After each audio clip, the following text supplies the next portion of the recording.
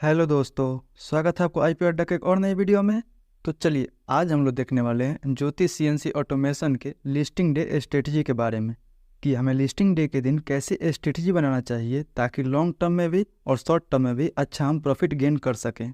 तो listing day strategy के बारे में तो हम वीडियो के अंत में बात करेंगे, लेकिन उससे पहले अगर आप चैनल पर नए हैं तो कृपया इस चैनल को सब्सक्राइब कर बेल नोटिफिकेशन को भी ऑल पे सेट कर लीजिए।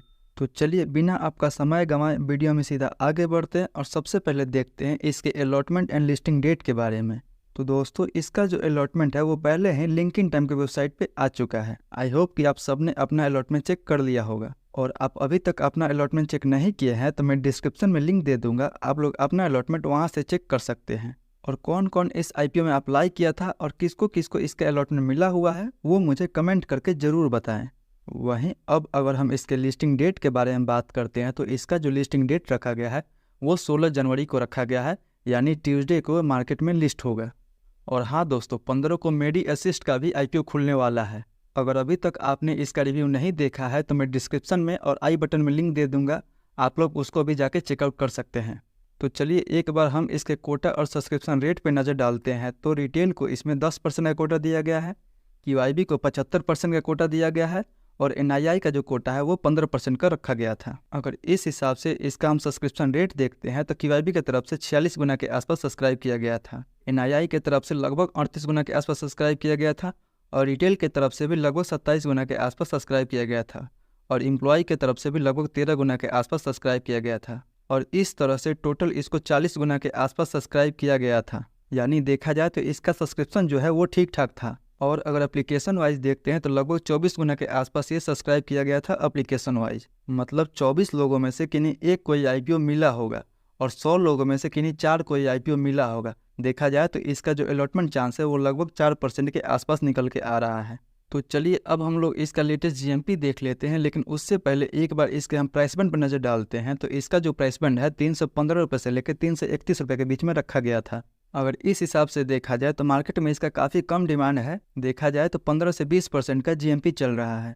अगर 20% के हिसाब से भी देखते हैं तो हमें पर शेयर पे 66 रुपये का प्रॉफिट बता रहा है, 45 शेयर का लॉट है। उस हिसाब से देखा जाए तो लगभग 3000 के आसपास हमें प्रॉफिट बता रहा है पर लॉट पे। देखा जाए तो काफ़ी कम इसका जीएमपी चल रहा है। और इस जीएमपी को देखते हुए अंदाजन अगर हम इसका लिस्टिंग प्राइस निकालने की कोशिश करते हैं तो इसका जो लिस्टिंग प्राइस निकल के आ रहा है 380 रुपये से लेकर 400 के बीच में ये कहीं भी लिस्ट हो सकता है।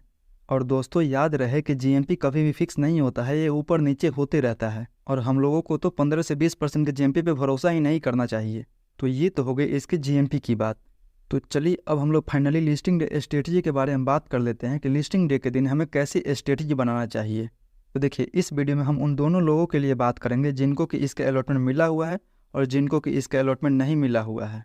और जिनको भी इसका अलॉटमेंट नहीं मिला हुआ है और वो सोच रहे हैं कि क्या इसको हम लिस्टिंग डे के दिन लेके लॉन्ग टर्म के लिए होल्ड कर सकते हैं, तो उनका जवाब भी इस वीडियो में मिलेगा। तो चलिए हम लोग देख लेते हैं कि लॉन्ग टर्म के लिए कंपनी कैसी रहने वाली है। तो लॉन्ग टर्म के लिए हमें कंपनी का कुछ स्ट्रेंथ और कुछ वीकनेस देखना होगा। तो अगर वीकनेस की बात करते हैं तो कंपनी के पास किसी भी दूसरे कंपनी से लॉन्ग टर्म परचेज कॉन्ट्रैक्ट नहीं है, यानी जब तक इस कंपनी को ऑर्डर मिल रहे हैं तब तक तो ठीक है, पर अगर कोई इसका कस्टमर लॉन्ग टर्म में ऑर्डर देना बंद कर दिया तो इसका इम्पैक्ट हमें इसके रेवेन्यू और प्रॉफिट पे देखने को मिल सकता है। वहीं सप्लायर के साथ भी कंपनी का कोई लॉन्ग टर्म एग्रीमेंट नहीं है कि सप्लायर इनपुट मटेरियल को लॉन्ग टर्म और टाइमली डिलीवर करे।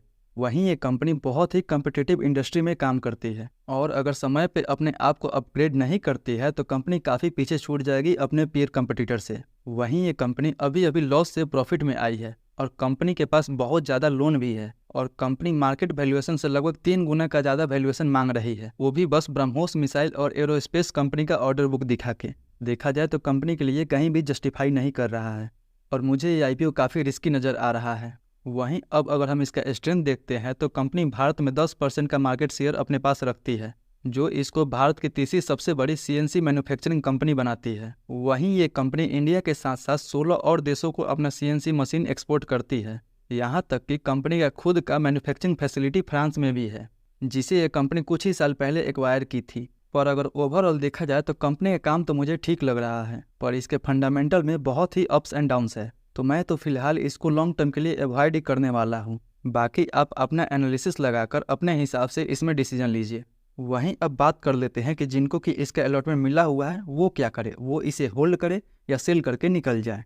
तो देखिए, आप तो बस ये सोच के अप्लाई किए थे कि मुझे तो बस इसमें लिस्टिंग गेन ही चाहिए, तो बेशक आपको अच्छा खासा 3,000 के आसपास अगर लिस्टिंग गेन मिल रहा है तो आप लेके निकल जाइए, और अगर लिस्टिंग गेन ना भी मिले तो भी आप इससे निकल जाइए, क्योंकि इसके फ्यूचर के बारे में कुछ नहीं कहा जा सकता है।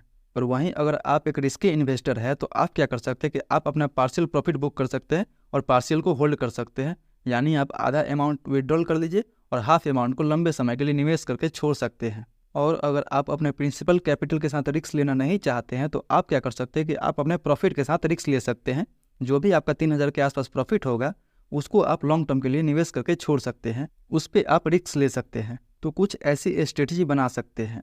तो ये तो थी मेरी पूरी स्ट्रेटजी इस आईपीओ को लेके। आपकी क्या राय है इस आईपीओ को लेके, वो हमें कमेंट बॉक्स में ज़रूर बताएं। तो आई होप आपको ये वीडियो अच्छी लगी होगी। वीडियो अच्छी लगी हो तो वीडियो को लाइक कीजिए, अपने दोस्तों से शेयर कीजिए, और जो भी आपका सवाल है वो हमसे कमेंट बॉक्स में ज़रूर पूछिए। मिलते हैं अगले वीडियो में, तब तक के लिए धन्यवाद।